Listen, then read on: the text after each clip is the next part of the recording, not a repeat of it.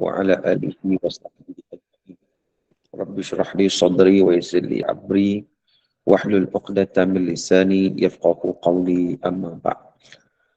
Alhamdulillah, pertama sekali sama-sama kita panjatkan kesyukuran kita kepada Allah Subhanahu wa taala kerana dengan limpah dan kurnia daripada Allah kita dapat bersama-sama pada pagi yang berbahagia ini untuk berada dalam satu majlis ilmu yang mana mudah-mudahan insya-Allah pertemuan kita diberkati dan dirahmati oleh Allah Subhanahu wa taala. Dan saya pada pagi ini bersiaran dari bumi Madinah Al-Munawwarah, yang mana sekarang di sini pukul 3 pagi. Berbeza dengan waktu Malaysia 5 jam. Lagi 2 jam insya-Allah masuk waktu subuh. Di sini subuh sini pukul 5 pagi. Jadi alhamdulillah saya dari Mekah baru sampai ke Madinah sebentar tadi dengan menaiki kereta api dari Mekah ke Madinah. Alhamdulillah. Dan suasana di Mekah dan Madinah sangat ramai orang yang datang untuk memburu keberkatan dalam bulan Ramadan. Dan juga untuk berusaha mendapat anugerah Allah Subhanahu wa taala yang Allah sediakan dalam bulan Ramadan. Begitu juga kita walau di mana saja kita berada, kita berpeluang untuk memburu apa yang disebut sebagai Lailatul Qadar. Yang Allah Subhanahu wa taala nyatakan dalam Al-Quran, Lailatul Qadri khairu min alfi syahr. Lailatul Qadar itu lebih baik daripada 1000 bulan. Apa maksud Lailatul Qadri khairu min alfi syahr? Maksudnya beribadah pada malam tersebut diangkat ganjarannya ataupun diberi kelebihannya yang berbeza daripada malam-malam yang lain ataupun waktu-waktu yang lain dengan gandaan 1000 bulan. 1000 bulan itu bersamaan dengan 83 tahun 3 bulan. Maknanya satu malam sahaja kita beribadah dengan penuh khusyuk, dengan penuh kualiti, maka Allah Subhanahu wa taala akan menggandakan ibadah tersebut seolah-olah kita beribadah selama 83 tahun. Itulah kelebihan yang dinyatakan oleh Allah di dalam Al-Quran. Cumanya tuan-tuan yang dirahmati Allah, mengapa Lailatul Qadar itu mendapat kedudukan yang sangat istimewa di sisi Allah sehingga diangkat kedudukan Lailatul Qadar iaitu bagi hamba-hamba Allah yang beribadah pada malam tersebut digandakan pahala sebegitu rupa. Sebenarnya kalau kita melihat kepada firman Allah Subhanahu wa taala, iaitu Allah Taala menyatakan bahawa inna anzalnahu fi lailatul qadar. Kata Allah Subhanahu wa taala, sesungguhnya kami turunkan Al-Quran pada malam Al-Qadar. Jadi kemuliaan Lailatul Qadar itu ialah kerana ada kaitan dengan penurunan Al-Quran. Sebab apa-apa yang ada kaitan dengan Al-Quran sudah tentu akan diberi kemuliaan oleh Allah Subhanahu wa taala. Seumpama bulan Ramadan. Sebab apa Ramadan Allah Taala muliakan dengan diberi ganjaran yang berlipat kali ganda berbanding dengan bulan-bulan yang lain. Antara sebabnya ialah disebut oleh Allah dalam surah Al-Baqarah ayat 185, Syahrul Ramadan alladhi unzila fihi al-Quran. Bulan Ramadan, bulan yang diturunkan padanya Al-Quran. Jadi oleh kerana Ramadan bulan Al-Quran, bulan yang Allah turunkan Quran, maka Ramadan Allah Ta'ala memberikan kemuliaan yang besar dengan dilipat gandakan ganjaran pahala bagi mereka yang melaksanakan ibadah pada bulan Ramadan. Jadi begitu juga kalau kita lihat sebab apa Allah Ta'ala muliakan Lailatul Qadar, sebabnya dijawab dalam surah Al-Qadar ayat yang pertama. Inna anzalnahu fi Lailatul Qadar. Kata Allah, sesungguhnya kami turunkan Al-Quran pada malam Al-Qadar. Satu persoalan tuan-tuan. Malam Al-Qadar ini kita tahu ia menjadi khilaf di kalangan ulama. Yang rajahnya ia berlaku pada 10 yang terakhir Ramadan. Jadi Lailatul Qadar itu yang berkaitan dengan penurunan Al-Quran berlaku pada 10 terakhir Ramadan.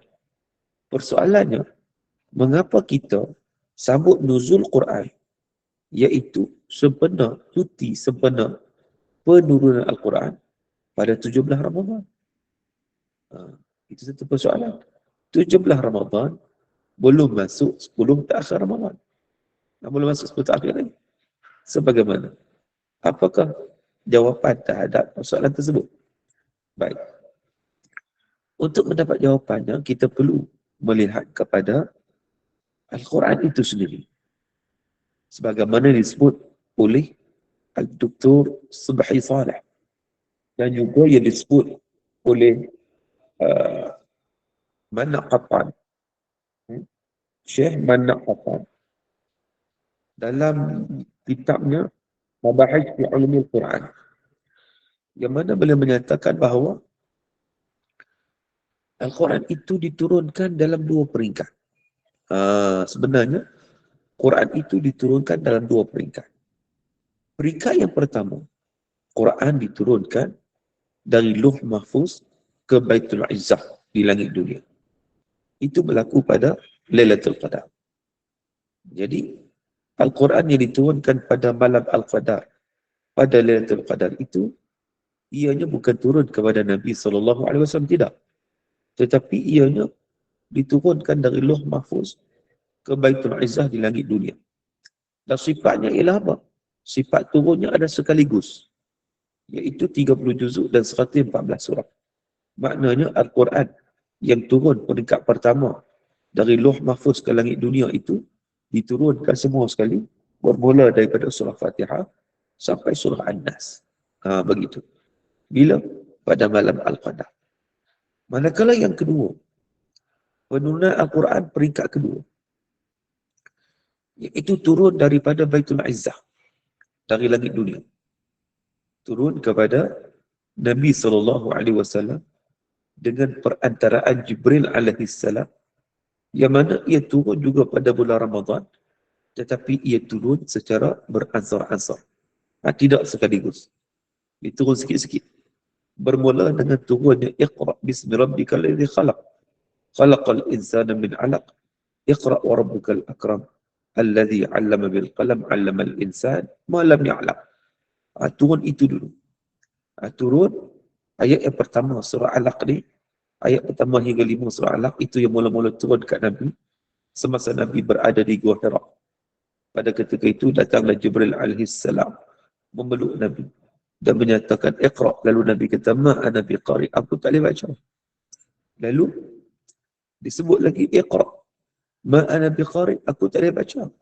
Kemudian disebut lagi Iqra bismi rabbikal ladzi khalaq, ayat 1 hingga 5. Tuan-tuan yang dirahmati Allah, jadi ia diturunkan pada Nabi. Bermula mengikut satu riwayat, ia bermula pada 17 Ramadan.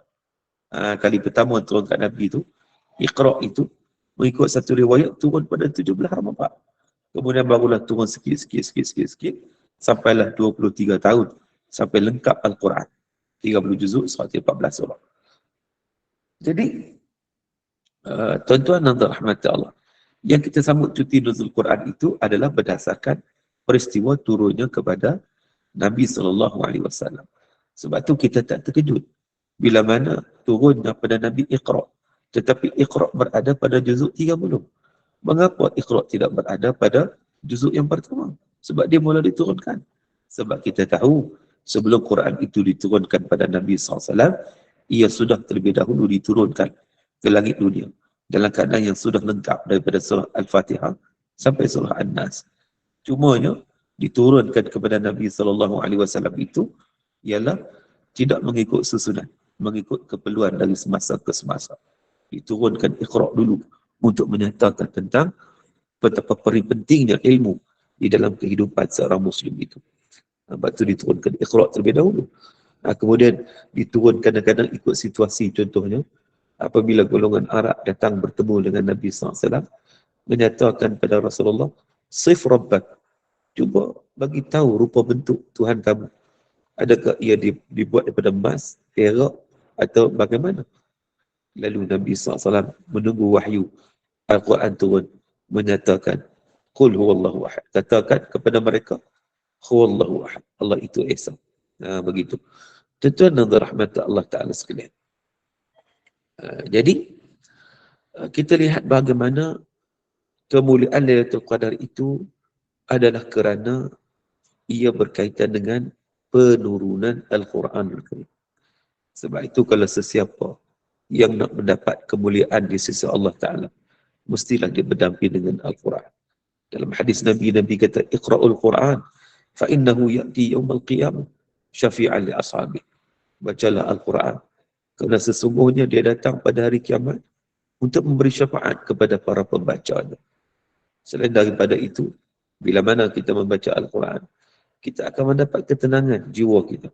Sebagaimana yang Allah sebut dalam surah Ar-Ra'd 28, ala bi dzikrillahi tatma'innul qulub. Bukankah dengan ingat Allah Ta'ala itu, zikrullah itu dapat memberi ketenangan kepada jiwa. Dan zikrullah yang utamanya adalah membaca Al-Quran. Apatah lagi tuan-tuan, kita berada dalam bulan Ramadan yang disebut juga sebagai Syahrul Quran, bulan Al-Quran. Jadi maknanya kita mengambil peluang untuk mendampingkan diri kita dengan ayat suci Al-Quran. Baik, balik kepada persoalan memburu Lailatul Qadar. Saya sebut tadi bahawa oleh kerana Lailatul Qadar ini malam yang diturunkan Al-Quran, maka Allah Subhanahu Wa Taala telah memberikan satu keistimewaan pada Lailatul Qadar, iaitu dengan digandakan pahala sebanyak 1000 bulan. Lailatul Qadri khair min alfi syahr. Iaitu sesiapa yang beribadat pada malam tersebut akan digandakan sebanyak 83 tahun. Cumanya, bilakah berlaku Lailatul Qadar? Nabi kata, taharraw Lailatul Qadri fil 10 awakhir Ramadan. Cari Lailatul Qadar pada 10 terakhir Ramadan. Tak kisahlah malam genap ke, malam ganjil ke. Dan kalau kita lihat dari sudut sunnah fi'liyah, sunnah perbuatan Nabi sendiri, amalan Nabi, bila datang 10 akhir Ramadan, ahyal layla, wa aiqadha ahla, wa syadda mi'zara. Nabi SAW menghidupkan malam dengan bersungguh-sungguh. Dan Nabi mengejutkan ahli keluarga untuk terus sama bangun, menghidupkan malam-malam yang 10 akhir Ramadan. Dan juga Nabi ikat kain. Ikat kain ni adalah satu kinayah kiasan kepada Nabi tidak bersama dengan isteri. Cuti off 10 hari, 10 malam. Untuk memberi fokus kepada ibadah. Dan antara amalan yang Nabi lakukan juga adalah i'tikaf. I'tikaf. Nabi tidak pernah meninggalkan i'tikaf pada 10 yang terakhir Ramadan. Sepanjang Ramadan yang dilalui oleh Nabi SAW. Nabi SAW melalui Ramadan ini sebanyak 9 kali. Sebab kewajipan Ramadan ini, puasa bulan Ramadan ni diturunkan kewajipannya pada tahun 2 Hijrah. Dan Nabi wafat tahun 11 Hijrah. Maknanya 9 kali Ramadan Nabi sempat sebelum Nabi wafat. Dan saya rasa bila duduk di Madinah Al-Munawwarah, rasa dekat sangat dengan Rasulullah SAW.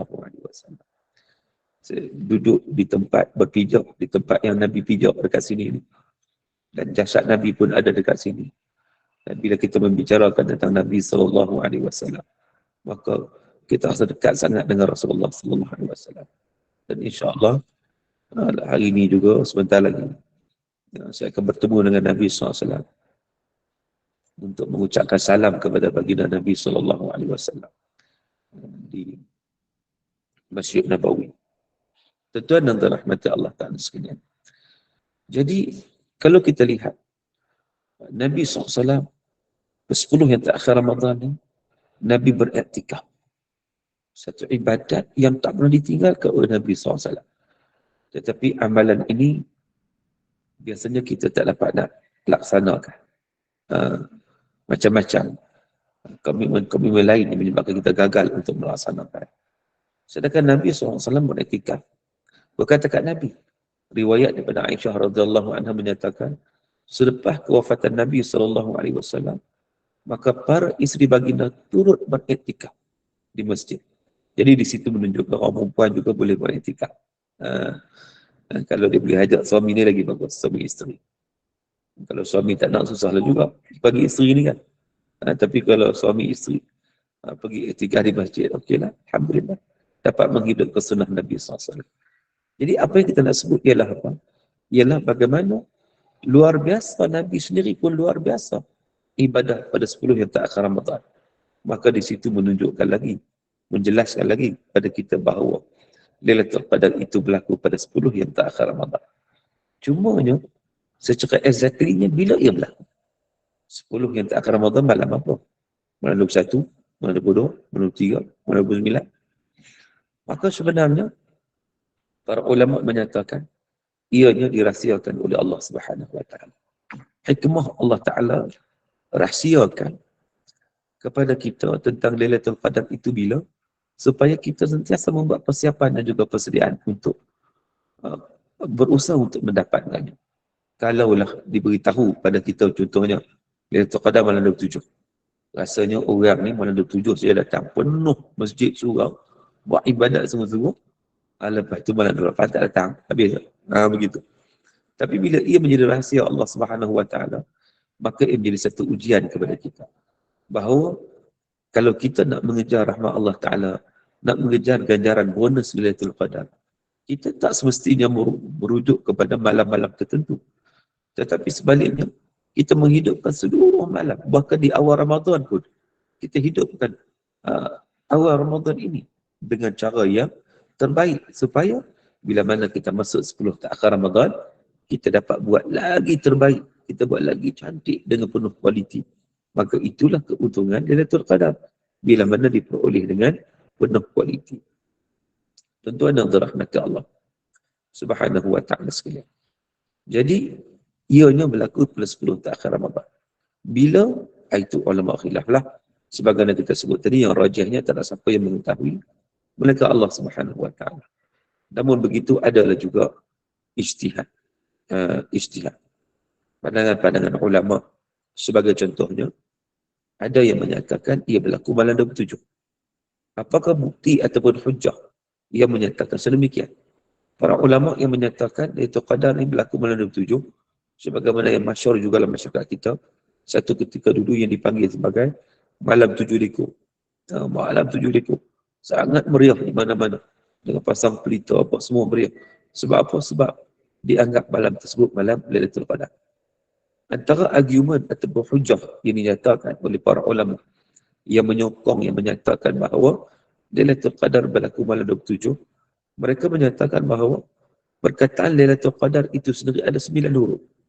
Kalau kita bilang, kata Lailatul Qadar, lam, ya, lam, ta marbuta, alif, lam, qaf, dal, ra.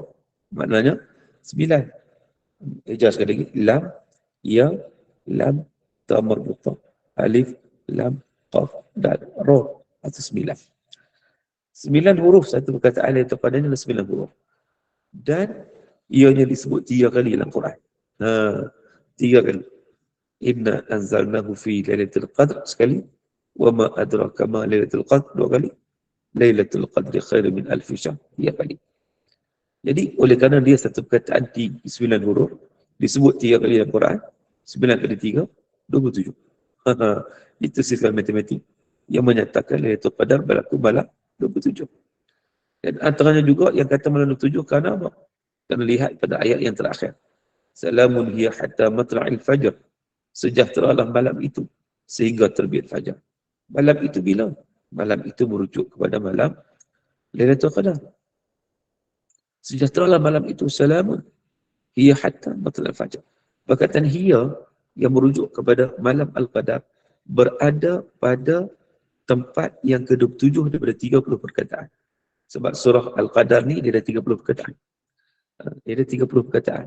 Jadi, perkataan hiya yang merujuk kepada maksud malam itu, malam Al-Qadar, dia berada pada angka yang ke-27 daripada 30. Jadi maknanya itu satu argumen juga yang disebut oleh para ulama yang berlaku malam 27. Antara teori-teori lain, Imam Syafi'i dia kata, ia berlaku malam 21 atau 23. Nah, itu teori Al-Imam Syafi'i rahimahullah. Manakala Imam Ghazali, dia ada teori sendiri pula. Ini hasil pengalaman masing-masing. Kalau Imam Ghazali dia kata, ikut hari apa kita puasa. Kalau kita puasa start macam hari itu, kita puasa hari Khamis. Maka Lailatul Qadar akan jatuh malam 25. Begitu. Tapi hakikat sebenarnya, walaupun pelbagai pandangan yang dikemukakan oleh para ulama bersepakat bahawa ini rahsia daripada Allah Subhanahu Wa Taala. Itu yang sebenarnya. Yang sebenarnya ia merupakan rahsia daripada Allah. Dan untuk mendapat Lailatul Qadar itu, bukan sekadar untuk kita menghidupkan 10 tahun Ramadan, tidak. Tetapi kita bermula daripada awal lagi. Baik, apakah tanda-tanda Lailatul Qadar? Apa tanda dia? Ada orang menyatakan tanda Lailatul Qadar ni ialah pokok sujud. Pokok sujud. Ataupun air beku. Baik. Apakah ada kemungkinan yang seumpama itu? Ya, ada kemungkinan. Tetapi apakah mesti begitu barulah Lailatul Qadar? Tidak. Tidak seumpama itu. Sebab apa Lailatul Qadar ni sama ada kita nampak satu petanda atau kita tak nampak, ia tetap akan berlaku. Jadi kalau kita hidupkan mana-mana malam, terutama 10 yang terakhir, kita hidupkan dengan cantik, dengan baik, maka kita akan dapat Lailatul Qadar. Walaupun kita tidak mengetahui alat ataupun kita tidak melihat tandanya. Tak mesti kita lihat tanda. Tak mesti. Sebab tu tambah-tambah kita ni pula kadang-kadang bukan berani sangat. Kita bayar kan. Ingat pukul 3 pagi nak pergi masjid lah. Nak pergi tikar di masjid pukul 3 pagi. Buka-buka tingkap. Tengok-tengok. Pokok duk sujud. Atau duk melambai-lambai. Mari. Agak-agak kita nak pergi masjid lah. Tak jadi. Patah balik. Tarik selimut. Tidur terus.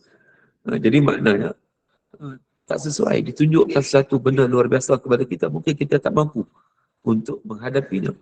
Maka dengan sebab itu, tak semestinya kita nampak petanda-petanda tak. Tak nampak. Cuma kena perasaan je lah. Perasaan tenang. Begitu. Malam pula malam yang aman-aman. Itu pun kalau tak hujan. Kalau musim hujan, tak malam hujan. Payah juga kita nak tentu. Maka dengan sebab itu sebenarnya, besok penentuannya itu rahsia daripada Allah Subhanahu Wa Taala. Macam mati dah juga. Semua orang tahu akan mati.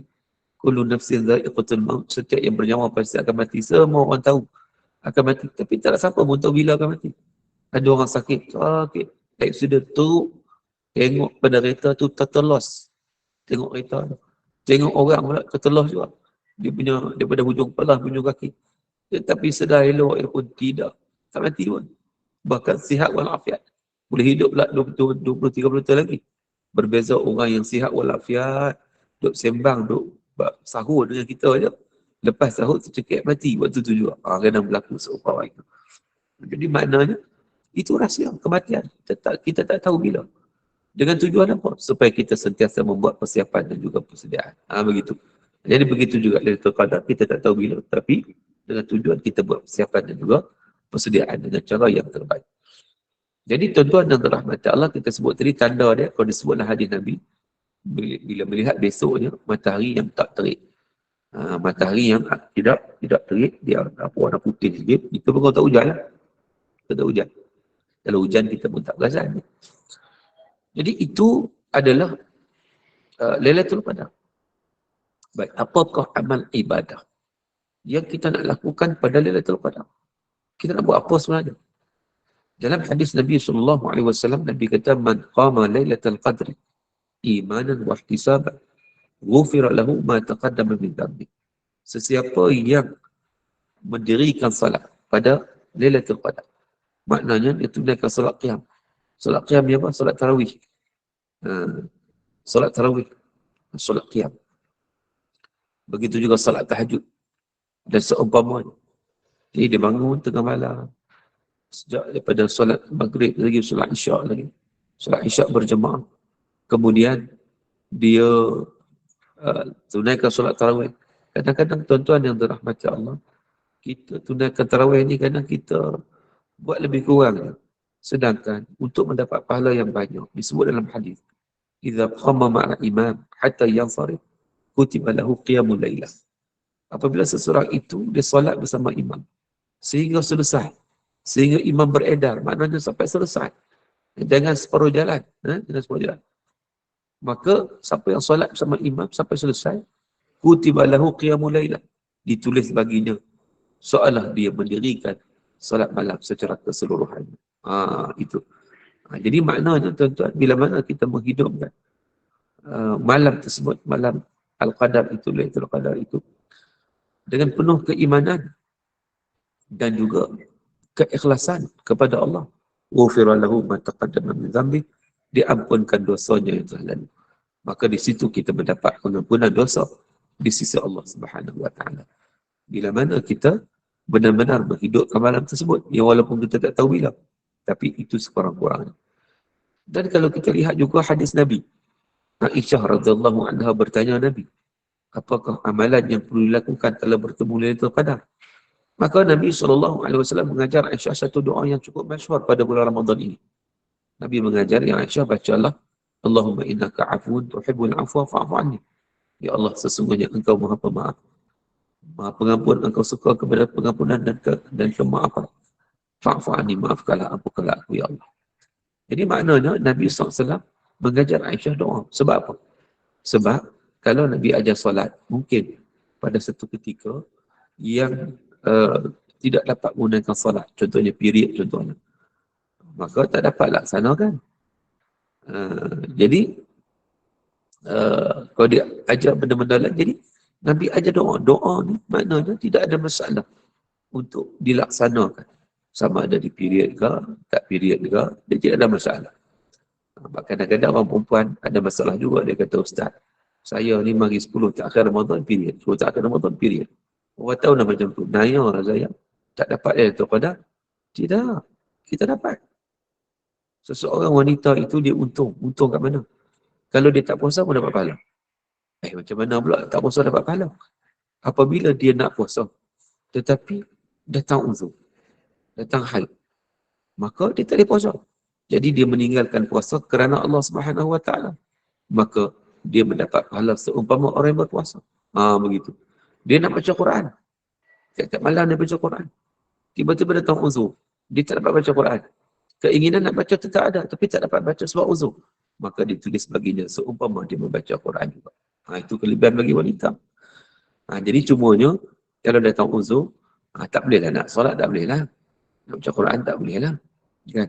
Tetapi dia boleh buat benda-benda yang lain lagi. Malam tersebut dia bangun untuk menyediakan sahur. Dia mengejutkan ahli keluarga dia bangun. Itu juga satu, kita kata, perkara yang baik akan dapat pahala. Dia bangun dalam keadaan dia berzikir pada Allah Ta'ala. Dia berzikir, dia berselawat kepada Nabi SAW. Itu juga satu perkara yang baik. Begitu juga dia memperbanyakkan doa macam kita sebut tadi. Sebagai doa yang diajar oleh Nabi SAW. Allahumma innaka afun tuhibbul afwa fa'fu anni. Maka doa tersebut diamalkan. Maka dia akan dapat kebaikan. Begitu juga dia bersedekah. Dia bersedekah. Hari ni nak sedekah senang je, transfer je. Hari ni nak bersedekah tak susah. Transfer online je. Mungkin 3 pagi nak transfer, boleh transfer. Mungkin 4 pagi nak transfer, boleh transfer. Maka di situ juga dia akan mendapat pahala yang sangat-sangat besar. Jadi kalau orang perempuan ni, walaupun dia tak boleh solat, dia tak boleh puasa, dia tak boleh baca Quran, kerana keuzuran yang syar'i, tetapi banyak lagi amalan-amalan lain yang dia boleh laksanakan. Banyak lagi amalan-amalan lain yang dia boleh buat untuk mendapat kelebihan Lailatul Qadar. Tuan-tuan, sahabat-sahabat yang dirahmati Allah Subhanahu wa taala sekalian. Apatah lagi kalau sekiranya seseorang itu tidak ada uzur, maka dia boleh laksanakan solat tahajud. Solat tahajud. Ada orang tanya saya, Ustaz, bangun malam nak solat mana dulu? Tahajud dulu ke? Tasbih dulu ke? Hajat dulu ke? Taubat dulu? Dia sebenarnya kita perlu fahami. Bukan semua 4 solat tu solat malam. Solat malam ni hanyalah solat tahajud dan juga solat witir. Of course lah, tarawih termasuk solat malam. Jadi maknanya itu solat malam. Ada pun solat tasbih, dia bukan solat malam. Dia boleh buat siang, boleh buat malam. Solat taubat, dia bukan solat malam. Dia boleh buat siang, boleh buat malam. Solat hajat, dia bukan solat malam. Dia siang boleh buat. Jadi maknanya, yang betul-betul solat malam, tahajud dan witir. Sebab tu kalau kita bangun tengah malam, sebelum nak fikir hajat, sebelum nak fikir taubat, sebelum nak fikir tasbih, fikir tahajud dulu. Sebab Allah Ta'ala sebut minal laili fatahajjad bihi. Daripada sebahagian malam itu maka bangun untuk bertahajud. Tatajafa junubuhum 'anil madaji' yad'u rabbahum khaufan wa tama'an. Iaitu rengganglah uh, apa uh, lambung mereka. Maknanya mereka meninggalkan tempat tidur untuk berdoa kepada Allah untuk menunaikan solat dan seumpama. Jadi tuan-tuan, itu antara amalan-amalan yang kita boleh laksanakan. Amalan-amalan yang sangat-sangat banyak sebenarnya. Puasa, kata puasa, tarawih, baca Quran, berzikir, berselawat, bersedekah, membantu orang lain, dan berbagai lagi. Baik, tuan-tuan yang dirahmati Allah Subhanahu Wa Taala sekalian, nampaknya ada beberapa orang yang ada tugas, ada urusan, terpaksa mohon mengundur diri, dipersilakan. Tidak ada masalah ya. Baik, ada yang bertanya di sini, bilakah waktu yang terbaik untuk melakukan sedekah pada bulan Ramadan? Kebetulan saya terpandang ada soalan yang dinyatakan, iaitu bilakah waktu terbaik untuk bersedekah dalam bulan Ramadan, di waktu subuh atau malam, pada Jumaat ke, sebelum malam terakhir ke? Dia sebenarnya sepanjang bulan Ramadan. Sepanjang bulan Ramadan. Tak kisah siang atau malam, pagi atau petang. Kan? Terutama pada malam Lailatul Qadar. Itu terutamanya. Sebab kadang-kadang ada orang, bila mana disebut sedekah subuh. Ni sedekah subuh. Tuan-tuan, saya nak betulkan sedikit pemahaman sedekah subuh. Ada yang menganggap sedekah subuh itu hanya berlaku pada waktu subuh sahaja. Sebab tu ada orang kata, Allah nanya saya terlupa, saya tertinggal sedekah subuh, merasa rugi sangat. Kan? Sebenarnya itu satu kesilapan pemahaman. Dia sebenarnya istilah sedekah subuh ni, dia istilah yang baru diperkenalkan. Dulu tak ada istilah ni. Istilah baru. Sebenarnya istilah ini diperkenalkan hasil pemahaman kepada hadis. Hadis Nabi menyatakan, setiap pagi ada 2 malaikat yang akan mendoakan kepada kita. Setiap pagi ni ada 2 malaikat yang akan doa kepada kita. Yang pertama, malaikat yang pertama mendoa, Allahumma a'ti munfikan qalafa. Ya Allah, kurniakanlah kepada orang yang bersedekah itu gantian yang lebih baik. Maknanya malaikat berdoa untuk kita. Pagi-pagi lagi malaikat doa dah. Satu lagi malaikat dia doa apa? Allahumma a'ti mumsikan talafa. Ya Allah, engkau kurniakanlah kepada orang kedekut ni kebinasaan. Jadi maknanya disebut dalam hadis Nabi, pagi-pagi lagi malaikat doa. Maka dengan sebab itu, orang mencipta satu sedekah daripada sedekah subuh. Kerana pada waktu itu, malaikat berdoa untuk kita. Tetapi persoalannya, apakah malaikat doa tu hanya sekadar waktu itu saja? Kan? Tidak. Malaikat berdoa sejak waktu pagi. Maknanya bila mana kita bersedekah, bukan waktu pagi saja. Bila-bila masa sepanjang hari itu, kita akan mendapat kebaikan dan juga termasuk dalam doa malaikat tersebut. Bahkan ada riwayat lain menyatakan malaikat juga doa waktu maghrib sebenarnya. Walaupun kita tak namakan sedekah maghrib, tak ada. Kan? Itu istilah saja. Jadi maknanya di situ tak mestinya kita sedekah waktu subuh sahaja, tidak. Sepanjang waktu untuk sedekah. Terutamanya bila mana disebut tentang Lailatul Qadar 10 terakhir Ramadan, of course lah pada malam. Sebab Lailatul Qadar berlaku waktu malam. Sebab itu dalam ayat surah Al-Qadar itu, pada ayat kelima, Salamun hiya hatta matla'il fajr. Sejahteralah malam itu sehingga terbit fajar. Maknanya, para ulama kata, ayat itu menunjukkan Lailatul Qadar berlaku sepanjang malam, bermula maghrib sampailah terbit fajar, sampai kepada subuh. Jadi maknanya, kalau malam tersebut, Lailatul Qadar, of course lah, gandaan 1000 bulan. Jadi sedekah kita akan digandakan selama 1000 bulan. Itu sedekah kita. Jadi kalaulah ditanyakan besok yang terbaik bulan Ramadan ni, seluruh Ramadan itu terbaiklah. Nabi SAW, bulan Ramadan ni luar biasa sedekah Nabi. Sangat-sangat luar biasa. Dan tetapi, ia bukan sahaja menunjuk kepada kita bahawa pada malam-malam atau waktu tertentu saja sepanjang bulan Ramadan.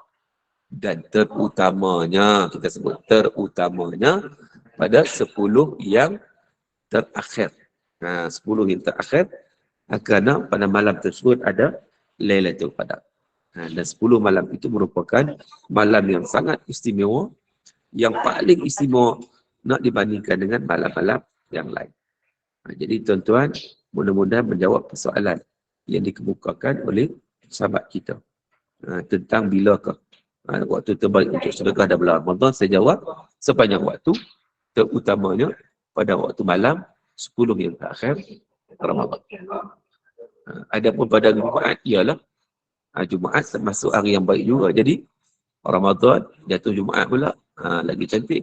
Tetapi tidak terhad pada waktu itu saja. Sebaiknya kita meneruskan lagi sedekah kita. Jadikan sedekah itu sebagai satu amalan yang sebati dengan jiwa kita.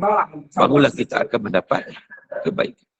Tuan-tuan dan rahmat Allah Ta'ala sekalian, ni dengar suara ni maknanya ada beberapa orang mai dekat sini turun untuk sahur tu.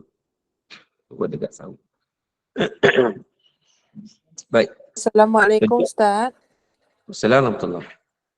Ustaz, saya nak tanya, kalau macam kan adalah hamba Allah ni, dia memang kejar nak khatam Quran dalam bulan Ramadan. Lepas tu dia buat tu semata-mata dia buat bukan buat kerana Allah Ta'ala, dia kejar untuk mendapatkan macam apa? Macam orang tengok dia tu macam dia tu bagus. Dia nak kejar khatam Quran tu, dia macam nak menunjuk-nunjuk. Adakah Allah akan terima kita khatam Quran tu, Ustaz? Baik. Dia amalan yang dilakukan ini, apa-apa juga amalan soleh, amalan baik yang kita lakukan, mesti ada dua syarat untuk diterima di sisi Allah Subhanahu Wa Taala. Mesti menepati dua syarat. Kalau menepati dua syarat ini, maka insya-Allah diterima. Tetapi kalau tidak menepati dua syarat ini, maka tidak diterima. Apa dua syarat tersebut? Yang pertama, aswabuhu. Aswabuhu ni maknanya amalan itu tepat menurut sunnah Rasulullah sallallahu alaihi wasallam. Maknanya dia baca Quran dengan betul. Baca dengan penuh tajwid ini. Waratil Quran tartila. Bukan baca, tak belajar baca ikut intang pukang. Kalau dia intang pukang dia belajar, tak apa. Sukanya ia tak fil Quran, kata Nabi, ia tak fil Quran, maknanya dia tergagap-gagap baca. Dia akan dapat pahala. Sebab kesungguhan dia tetap nak baca walaupun susah. Mendapat pahala. Tapi kalau orang tak belajar, tiba-tiba baca dengan cara yang tak betul, kan? Quran akan melaknat diri dia. Jadi maknanya, yang pertama syarat nak diterima di sisi Allah Ta'ala adalah aswabuhu. Dia baca dengan tepat, dengan betul berdasarkan hukum syarak. Maknanya ini perlu belajarlah. Yang kedua, akhlasuhu. Akhlasuhu ni makna apa? Ikhlas. Ikhlas kepada Allah Subhanahu Wa Ta'ala. Jadi maknanya, dia baca Quran macam tadi. Baca Quran kerana Allah Subhanahu Wa Ta'ala. Ada pun orang nak puji dia, ke orang tak puji, itu bukan urusan dia. Dia tak peduli pun buat orang. Yang dia peduli untuk mendapat redha Allah Ta'ala, dia nak membanyakkan amalan di bulan Ramadan ni, masuk baca Quran, untuk khatam Quran dan sebagainya. Itu syarat, ikhlas. Tetapi kalau dah dia tak ikhlas, dia nak menunjuk-nunjuk, dia nak tunjuk dia yang paling hebat dan sebagainya, maka dia tidak mendapat pahala di sisi Allah Ta'ala. Itu kesannya, dia tak pahala. Pahalanya gugur, walaupun amalan dia baik, amalan soleh. Sebab ikhlas itu penting. Ikhlas ni sangat-sangat penting. Ikhlas ni maknanya kita buat sesuatu kerana Allah. Begitu. Tak kisahlah manusia ni nak kata apa, tak kisahlah. Tapi yang kita buat tu bukan sekat bertepatan dengan hukum syarak, tetapi kita ikhlas sungguh kerana Allah Subhanahu Wa Ta'ala. Baik. Assalamualaikum Ustaz. Ya, Assalamualaikum. Terima kasih, Ustaz. Saya nak tanya mengenai sembahyang sunat tasbih malam 2 salam, siang 1 salam kan. Jadi malam tu masa terhad. Jadi kalau nak buat siang kena 1 salam. Jadi bagi yang bermasalah ni senang batal wuduk ni, macam mana nak buat, tak boleh buat 2 salam ke siang? Dia sebenarnya solat sunat tasbih ini adalah berdasarkan kepada hadis Nabi SAW, iaitu hadis kepada Abbas, yang mana Nabi menyatakan solatlah setiap malam. Kalau tak mampu, buatlah setahun sekali. Tak mampu, buatlah seminggu sekali. Kalau tak mampu, buatlah sebulan sekali. Kalau tak mampu, buatlah setahun sekali. Kalau tak mampu, buat seumur hidup sekali. Cuma hadis itu menjadi perbezaan pandangan di kalangan ulama. Ada yang menyatakan hadis itu dhaif dan seumpamanya. Jadi itu yang pertama. Yang keduanya, para ulama yang menerima hadis dhaif, maka mereka menerima amalan solat sunat tasbih. Maka boleh dilaksanakan untuk solat sunat tasbih. Dan cadangan untuk ditunaikan pada waktu malam, buat 2 rakaat, waktu siang 4 rakaat terus. Itu cadangan sahaja. Itu cadangan sahaja. Kita tak terikat dengan cadangan itu. Hatta waktu siang pun kita boleh buat dua-dua. Tak ada masalah. Jawapannya diharuskan untuk waktu siang pun buat dua-dua. Maksudnya bukan buat 4 terus, tidak. Jadi itu. Maka tidak ada masalah, kita jangan rasa gundah gulana, kita boleh buat. Okey. Terima kasih Ustaz. Alhamdulillah. Ya. Yang lain soalan? Dipersilakan lagi oleh kerana lanjut dah beberapa sahabat kita bertanya soalan, maka kita teruslah sesi soal jawab. Dipersilakan siapa-siapa nak tanya apa lagi. Assalamualaikum Ustaz. Assalamualaikum. Saya nak tanya, solat ba'diyah isyak seelok-eloknya 4 rakaat dengan tak ada tahiyat awal. Baik, Tapi, saya nak betulkan siap-siap. Tidak. Ya. Tidak sebagaimana disangka begitu. Qaul itu qaul yang dhaif. Tetapi qaul yang lebih rajih, yang sahih ialah kata Nabi SAW, salatul lail masna. Solat malam ni dibuat 2 rakaat. Bukan buat 4 rakaat terus, tidak. Itu yang dhaif. Jadi maknanya ditunaikan atau ba'da isyak sekalipun buat 2 rakaat. Itu yang paling utama. Betul lah Ustaz. Kalau dekat surau tu kan dia nak cepat-cepat nak solat tarawih, jadi lepas masanya singkat, buat 2, lepas tu balik rumah buat 2 lagi. Betul lah macam tu Ustaz? Tidak ada masalah, boleh buat. Baik Ustaz, itu saja soalan saya Ustaz. Terima kasih Ustaz.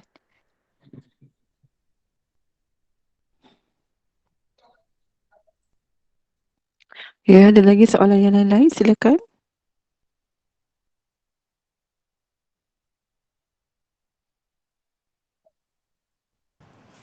Assalamualaikum Ustaz. Assalamualaikum. Saya nak tanya, bertasbih ni kita buat 2-2. Kita buat berapa jarak antara masa yang dibenarkan antara 2-2 tu? Kadang-kadang kita nak pergi musim air, lepas tu ataupun ada benda lain, kita buat 2 dulu, lepas tu kita berhenti, kita buat 2 kemudian lambat. Berapa lama jarak dia antaranya? Terima kasih Ustaz. Baik. Terima kasih. Dia tidak ada satu ketetapan khusus.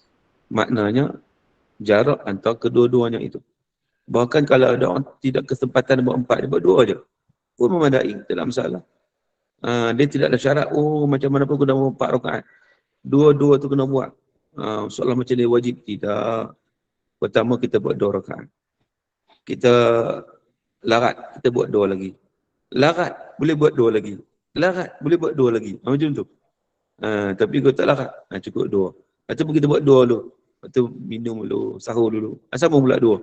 Maka mana-mana pun boleh. Tidak ada masalah. Wallahualam. Alhamdulillah. Terima kasih Ustaz.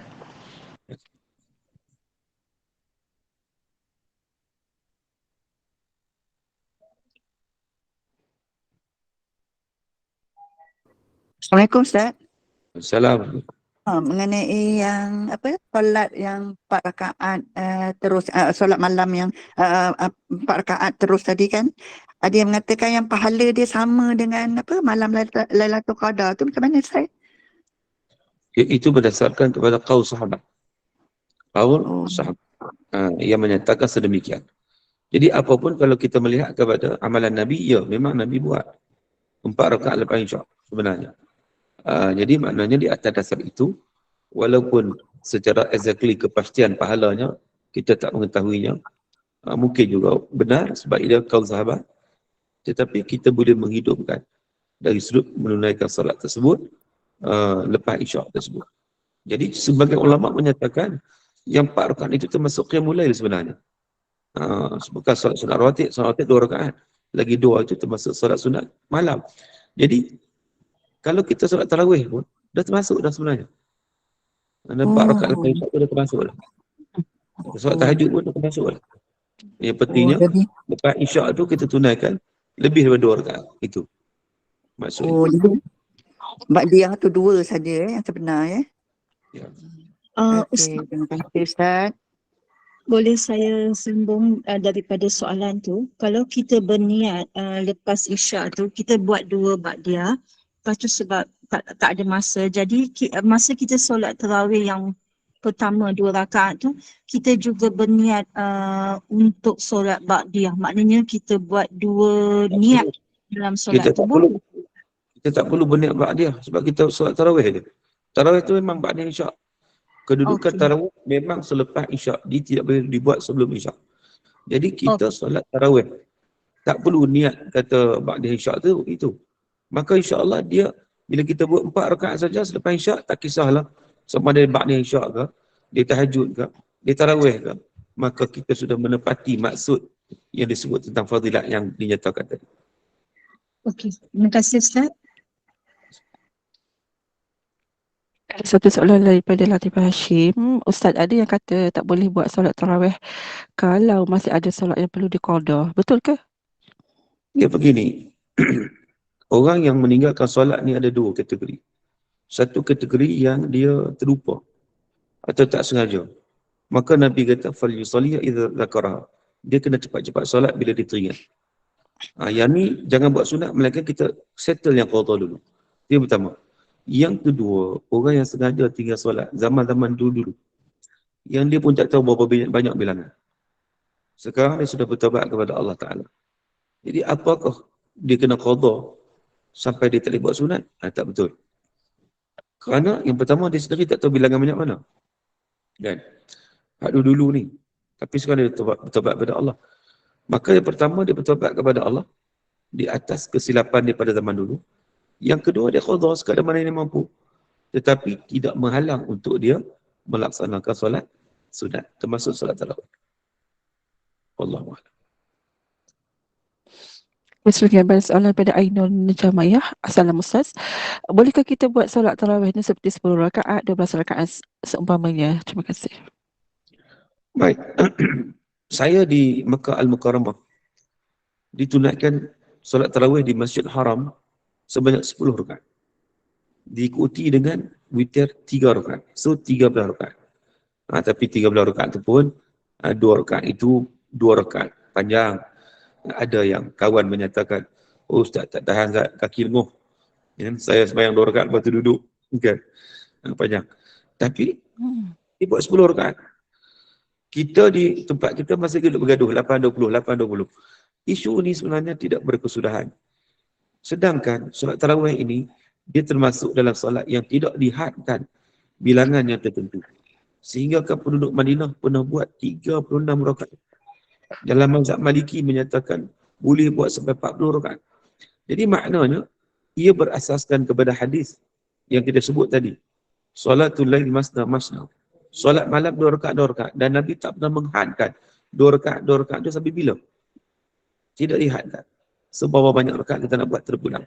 Yang penting kita buat dengan baik, kita buat dengan sempurna, bukan kita buat ekspres sinaran malam. Bukan begitu. Kita buat dengan cara yang terbaik. InsyaAllah. Okay, baik Ustaz. Kiranya itulah soalan yang ada lagi soalan Ustaz. Solat sunat lepas isyak 4 rakaat umpamanya mendapat malam Lailatul Qadar. Betul ke Ustaz Rasulullah SAW membaca surah As-Sajdah, Al-Mulk, surah Yasin, surah yang panjang malam pencerahan. Semua pencerahan. Tak ada. Benda itu hanyalah pandangan ataupun diberi pandangan saja, cadangan-cadangan untuk kita membacanya. Sebab Nabi SAW solat malam Nabi memang Nabi baca panjang. Hatta kadang Nabi baca surah Baqarah. Larat kita baca surah Baqarah. Jadi maknanya, oleh kerana solat malam Nabi bersifat solat yang panjang, maka diberi cadangan kepada kita untuk baca surah panjang. Kalau boleh satu surah Al-Mulk Nabi contohnya. Tapi tak mesti kita kena baca surah tersebut. Tidak. Apa-apa surah yang termampu kita baca, kita baca. Sama gitu. Okey. Sebelum kita tutup program ini, soalan terakhir mungkin daripada jemaah, silakan. Okey. Saya rasa itu soalan terakhir Ustaz ya. Alhamdulillah, jazakallah khair al-fadhil Ustaz Profesor Madia Dr. Muhammad Suki dan terima kasih atas kesediaan berkongsi ilmu serta perjalanan cukup jelas buat kita semua, dan semoga Allah SWT mengurniakan kepada kita malam Lailatul Qadar yang diisi dengan amal kebajikan, dengan menghidupkan malam tersebut bagi melayakkan kita mendapat keampunan daripadanya, dan semoga ianya memberikan sedikit sebanyak kefahaman dan manfaat buat kita semua pada pagi ini. Dan terima kasih kepada penaja slot program ini, semoga penaja digandakan lagi rezeki dan diberi kesihatan yang baik. Dan saya mewakili pihak pengurusan juga mohon maaf jika ada sebarang kesilapan daripada saya. Terima kasih kepada jemaah yang sudah duduk bersama-sama hingga ke akhir majlis ilmu ini. Dan Ustaz, kita tangguhkan dulu majlis ini dan dipersilakan Ustaz untuk menutup dengan tasbih kafarah dan surah Al-Asr. Silakan Ustaz. Baik, jadi sekadar itulah perbincangan kita pada pagi yang berbahagia ini. Moga-moga insya-Allah kita terus dapat istiqamah, terutama pada bulan Ramadan yang penuh dengan kemuliaan ini. Kita jangan lepaskan peluang untuk mendapatkan sesuatu yang terbaik. Kerana kita tak tahu apakah ini merupakan Ramadan yang terakhir buat kita atau bagaimana. Jadi buat akhirnya sama-sama kita tutup dengan bacaan surah Al-Asr dan tasbih kafarah. Bismillahirrahmanirrahim. Wal 'asri innal insana lafi khusr illa alladhina amanu wa 'amilus shalihat wa tawassaw bil haqqi wa tawassaw bis sabr. Subhanakallahumma wa bihamdik asyhadu an la ilaha illa anta astaghfiruka wa atubu ilaik. Walhamdulillahirabbil alamin. Wabillahi taufiq wal hidayah. Wassalamualaikum warahmatullahi wabarakatuh. Waalaikumsalam warahmatullahi wabarakatuh. Terima kasih Ustaz atas ilmunya. Jumpa lagi.